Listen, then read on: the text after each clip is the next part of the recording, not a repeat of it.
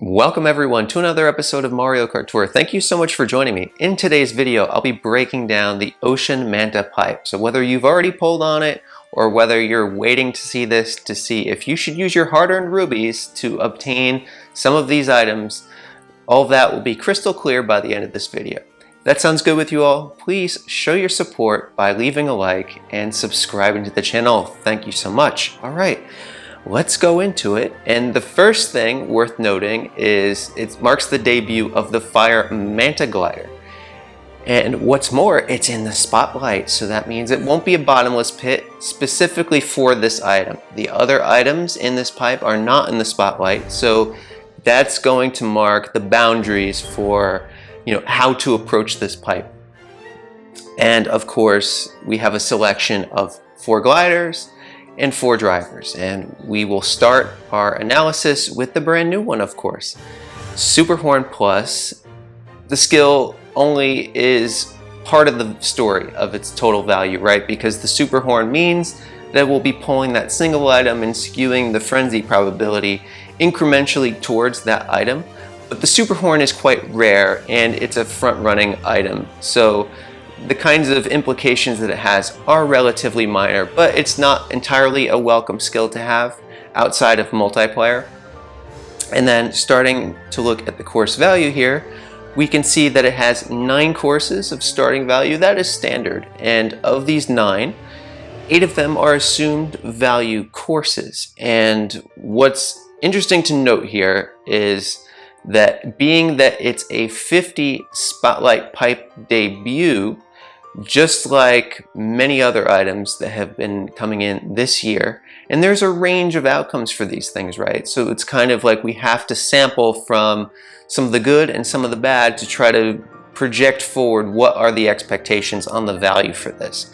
And one of the cases that turned out very well was Cupid's Arrow. That was a spotlight cart in a 50 pipe on its debut in February, and here we are more than 5 months later, and it is still seeing quite a bit of ranked usage and has a good formation of course coverage overall.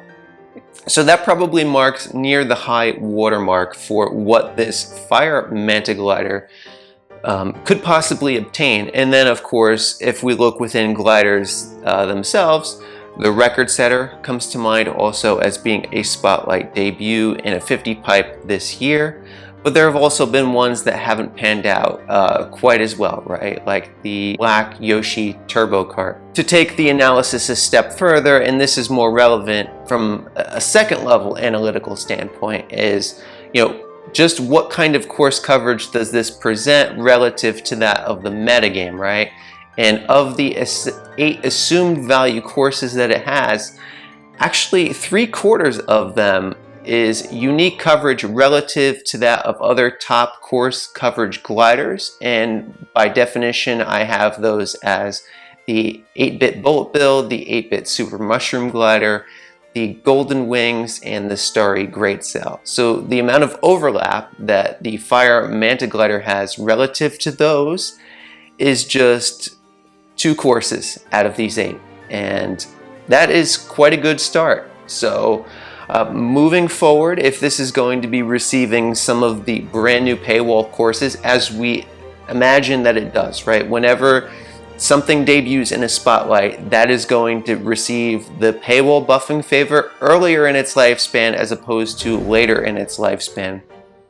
Meaning that the kind of overlap that we can expect this to see with the other top course coverage gliders should remain on the lower side. Of course, where that could ultimately accrue is with buffs to pre-existing tracks within the game, and that's the great unknown in the entire equation. All right, so now let's swing it over to the details and talk about some of these other gliders. Now, given that this pipe has 1 spotlight glider, that means that the other selection of 3 gliders, you're only going to get 1 high end out of the entire 50 pipe, without resetting, that is.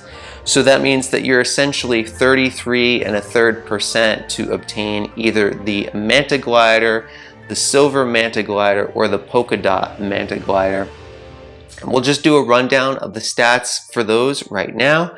The original Manta glider has 22 assumed value courses, 25 tracks overall. So that's quite good actually for a year one glider. And actually, when we look at it in terms of optimized combinations with that of other top gliders, it fares more favorably, believe it or not, than its superior and newer counterparts in the silver and polka dot Manta glider. And the reason for that is because it's the older generation of courses. But of course, the flip side of that also is that since it is the older generation of courses, its exposure through those tracks is much more limited than that of the newer courses, right? Such as the Wario Shipyards and the Bowser's Castle, which have been just on repeat over and over again in Mario Kart Tour over the last several months. Now, taking a look at the Silver Manta glider, we have 22 assumed value courses and 30 courses overall. And actually, the Polka Dot Manta glider only has 19 assumed value courses, but 35 total tracks. But keep in mind that 16 course count of nitro value and city value is locked in the past, right? Those are ranked uses that you can't get out of the Polka Dot Manta glider now, okay? Only if you had obtained it in its initial debut as a pack item and then later as a non-spotlight in these pipes. But the value on that overall has certainly been enormous for players that were invested into that early on.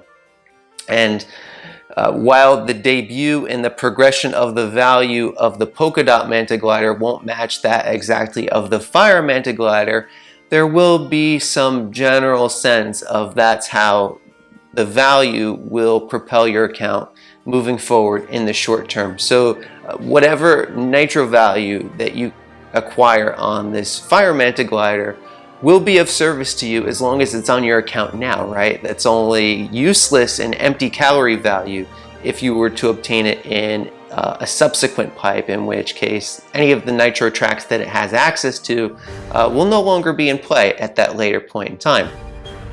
Now, turning our attention over to the drivers, we have a very interesting selection, and there's many different ways to look at this. Charge and Chuck was the first original character brought this year, and his value has been very well taken care of. 23 courses overall of assumed value, 29 total tracks, was a ranked warrior for quite some time. He had a very good lifespan.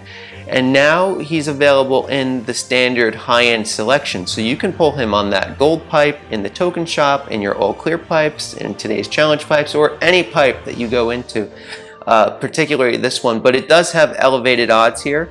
We see that on the details it says 1%, but that's only a reflection of there being two high-end drivers from this selection of 4 randomly in the total pool of 50 items in this pipe, right? So actually the realistic probability for you to obtain Charge and Chuck or any single one of these drivers with a complete drain of the pipe, not accounting for resets, would be 43.75%. And that's going to factor probably most significantly for Luigi Vacation. We'll talk about that momentarily. Next up, we take a look at Funky Kong. Older driver, a fan favorite driver. Really shows its age with the year one syndrome here. 18 assumed value courses and 23 total courses. You know, last tour we had talked about how Pinja's value was greater than that of Bowser Jr. Pirate.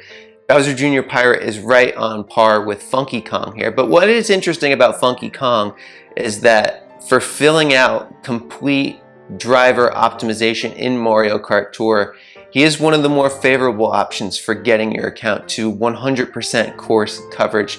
That's kind of pie in the sky for most people. That's a pipe dream, but I mean, he is a cool customer. And conversely though, he is available already in the daily select, so pulling him in this pipe won't be of particular value to you as it would be for pulling any other one of these drivers in the selection.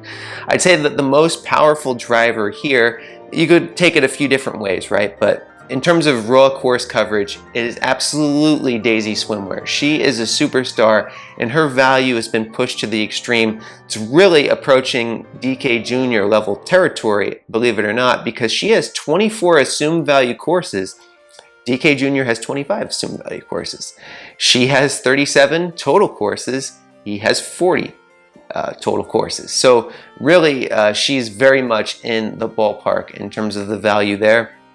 But do keep in mind, just like we were talking about the Manta gliders, that nitro value, right? Those 13 courses that aren't assumed value are not regularly filtered into the tour cycle. So therefore, you're really going to be dealing with the 24 assumed value courses, but her 24 are of the utmost quality because she's actually in the optimal quartet of drivers alongside the aforementioned DK Jr., Peach Explorer, and Penguin Mario. Those 4 drivers present the optimal amount of course coverage out of any 4 drivers that you could select in Mario Kart Tour. In addition to that, she also factors into larger optimal combinations such as driver size of 10. So really, she appears throughout these different optimal combinations, but she has also been added as a standard high-end. So the real luxury of having her in this pipe is just the elevated percentage for you to obtain her. But granted, that's still less than 50% in a single drain without resets. And then last, but certainly not least, we get to Luigi Vacation, who has the boomerang special skill. So this is a completely different stratosphere of the game that we're looking at, right? This is talking about scoring potential and performance now. Luigi Vacation has 20 assumed value courses, and ultimately what we see with Luigi Vacation is that he will not appear in any of the general driver optimized pairs. However, if we scale that back to just populations of drivers encompassing the coin box special skill and the boomerang special skill, we see that in small combination sizes of coin box and boomerang drivers that Luigi Vacation does not stand out relative to that of his other boomerang counterparts, Yoshi Kangaroo and Shy Guy Ninja. Those are the optimal 2, and that plays out up until a combination size of 7 for drivers of the boomerang and coin box special skill, and then it flips into Luigi Vacation's favor, whereby he becomes the optimal option proceeding forward from that point. And the reason for that is because he has 5 courses overlapped with Yoshi Kangaroo, who in a limited sample size is therefore the superior option to Luigi. But when we expand that coverage out to a larger sample size, and a lot of the coin boxers begin filling in them, right? Because coin boxers have less overall course coverage relative to that of the boomerang drivers, despite the fact that their scoring potential is relatively similar in most situations.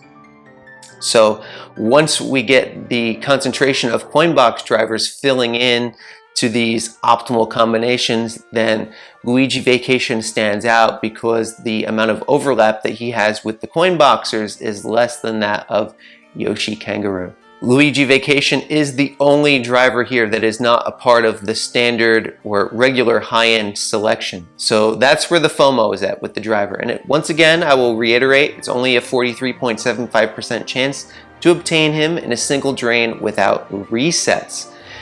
And Luigi Vacation has been featured in numerous pipes this year, some as Spotlight and some as non-Spotlight with better odds than this. I wouldn't mark the given moment as being the time to go all in order to obtain Luigi Vacation in this relatively low percentage situation. In order to obtain him, he'll very likely be making another return appearance, whether as a Spotlight or the 3rd anniversary of the game, which is just 2 months away. They commonly bring in these city exclusive drivers into those massive 12% high-end Spotlight pipes. That is not a guarantee, but he should be making more appearances in one form or another in the not so distant future. So I hope that provided a little bit of insight for all of you on whether or not you should pull on the Ocean Manta Pipe And if you've already pulled, then you have all the information at your access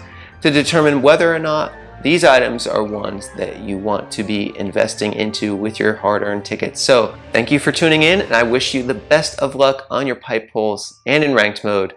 Take care, everyone. I'll be seeing you on the next one. Bye-bye.